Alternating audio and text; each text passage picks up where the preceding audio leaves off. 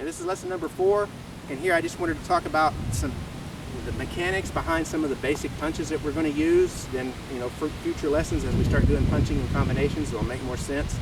Later on, there'll be lessons about some more specialized things, like we can talk about Jack Dempsey's drop step. We can talk about Rocky Marciano's gazelle punch, different things that we might make use of. But right now, let's just talk about just basic biomechanics. So, go back and review my lesson on the engine, and it kind of fits right with this lesson on punching mechanics. So we talked about the engine and the power generation being here. So if I want to throw a straight punch, I'm pivoting and I'm throwing my straight punch. But notice I'm not doing it this way, right? I'm adhering to some of my Wing Chun concepts, and I'm keeping my elbow down.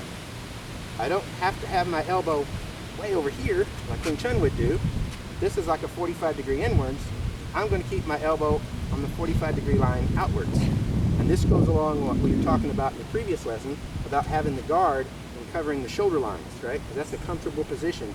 The elbow down and out at 45 degrees for covering the shoulder line. So then if I want to punch from here, I'm turning my hip, and sending that straight out. So what I want is my elbow coupled with my hip. So when my hip moves, my elbow moves. I do nothing with my arm, I just hold it in place. I'd still be punching with my hip. See that? I did nothing at all with my arm.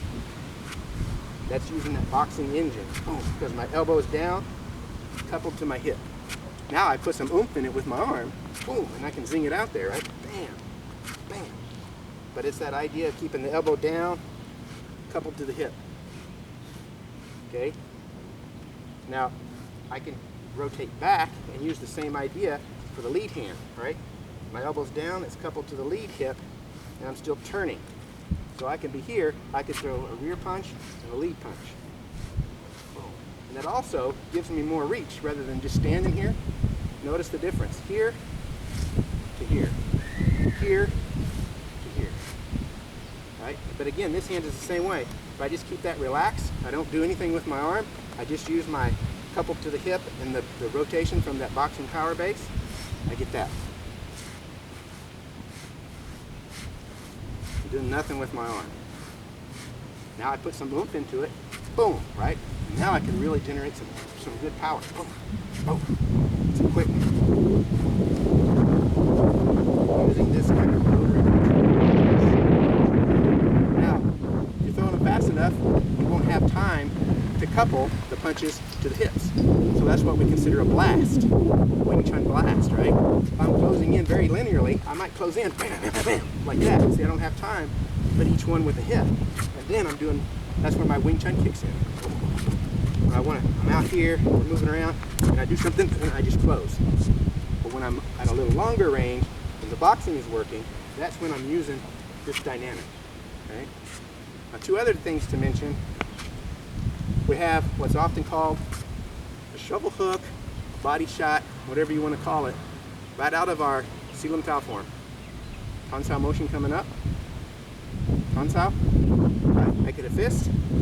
That's a punch. That's a punch. In the Yip Man Chum Kyu form, there's this motion. They're walking with the Bong Sao, and at a certain point, you've got this. Right? Walking with the Bong Sao. They call it a bouncing punch. It's the same thing. So it's in Wing Chun already, right? This idea that the Tan Sao can be a punch, this dynamic is coming up. And again, focused on at his mother line on the center, not a glancing motion. So I'm here, and I can drop that hand, and it's the same thing as a Tan Sao. Boom, boom, boom, boom, right? That shovel hook. The other punch we'll use a lot is essentially a Bong Sao. So you can imagine I'm doing a Bong Sao, right? Typical Wing Chun Bong Sao, and I turn that into a punch. It's this. Boom, boom. I'm hitting with that part of my fist. Bam. What that allows me to do, again, here's his arm. Here's the Bong Sao. Here's the overhand punch. It's the same angle. It just depends on where it's at. So this punch, this overhand punch that's essentially a Bong Sao, allows me to be out here and then just bam. And so see that amount of gap there? It's going to be much harder for him to block than if I punch this way, where all he has to do is turn. So I can be very deceptive. I can come in, I can be working, get his guard going, boom, and then it's right there. And that's essentially a bong sao as a punch. Okay? So that's it.